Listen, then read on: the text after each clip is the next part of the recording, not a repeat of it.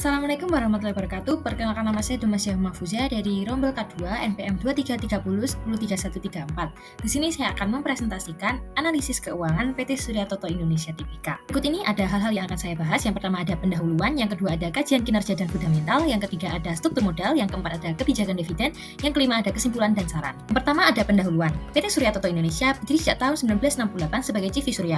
Kemudian pada 1977 joint venture dengan Toto Ltd Jepang. Lalu pada 1990, PT Surya Toto Indonesia sudah terdaftar pada Bursa Efek Indonesia. PT Surya Toto Indonesia memiliki visi menjadi perusahaan terkemuka yang memberikan kontribusi positif kepada masyarakat dengan misi fokus pada kualitas produk, kepuasan pelanggan, kerjasama tim, dan pelestarian lingkungan.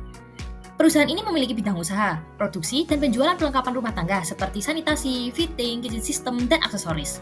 PT Surya Toto Indonesia memiliki kepemilikan saham, yaitu masyarakat umum sebesar 7,5%, PT Surya Permita Abadi sebesar 25,1%, PT Multifortuna Asindo sebesar 29,5%, dan Toto Ltd Jepang sebesar 37,9%. Kinerja manajemen berdasarkan operasional aset. Yang pertama ada NOWC turun dari 1,36 triliun menjadi 1,31 triliun. Ini menunjukkan efisiensi modal kerja yang menurun. Yang kedua ada TOC, berkurang dari 2,11 triliun ke 2,4 triliun, penurunan sekitar 3,28%. Yang ketiga ada NOPAT, menurun dari 306,77 miliar ke 228,14 miliar. Ini turun sekitar 25,6%. Kinerja manajemen dalam konteks ada deal value. Yang pertama ada MVA, negatif pada tahun 2022 sebesar negatif 483,6 miliar. Kemudian membaik menjadi positif pada tahun 2023 sebesar positif 1,56 miliar. Yang kedua ada EVA, negatif pada kedua tahun, menurun dari negatif 96,4 miliar ke 181,3. Karakteristik fundamental perusahaan. Yang pertama ada profitabilitas. Dalam profitabilitas ini ada beberapa hal. Yang pertama ada BEP, turun dari 11,98% ke 8,81%. Lalu ROI turun dari 9,54% ke 7,30%. Kemudian ada ROE menurun dari 14,48% ke 10,42%. Kemudian terakhir ada operational profit margin menurun dari 18,8% ke 13,7%. Selanjutnya ada manajemen aset. Dalam manajemen aset ini ada beberapa hal, yaitu inventory turnover meningkat dari 2,44 kali ke 2,60 kali, lebih cepat menjual stoknya. Lalu, reversible turnover menurun dari 4,45 kali ke 4,39 kali, piutangnya lebih lambat diterima. Lalu yang ketiga ada fixed asset turnover menurun dari 3,14 kali ke 2,99 kali, efisiensi aset tetap menurun. Masih dalam konteks karakteristik fundamental perusahaan, yang ketiga ada likuiditas. Cash ratio meningkat dari 3,54 ke 3,64. Lalu cash ratio stabil di angka 2,11. Cash ratio menurun dari 0,95 ke 0,81. Kas tidak cukup untuk melunasi seluruh utang jangka pendeknya. Selanjutnya ada nilai pasar. Price to earnings naik dari 8,89 ke 9,77. Harga saham naik meskipun labanya turun. Lalu price to book turun dari 1,21 ke 1. Market to book juga turun dari 1,21 ke 1. Investor optimis terhadap prospek masa depan perusahaan. Masuk pada pembahasan struktur modal. Yang pertama ada analisis sumber pendanaan. Komposisi ekuitas dominan mencapai 80% dan utang jangka panjang sekitar 20% selama periode 2022 ke 2023.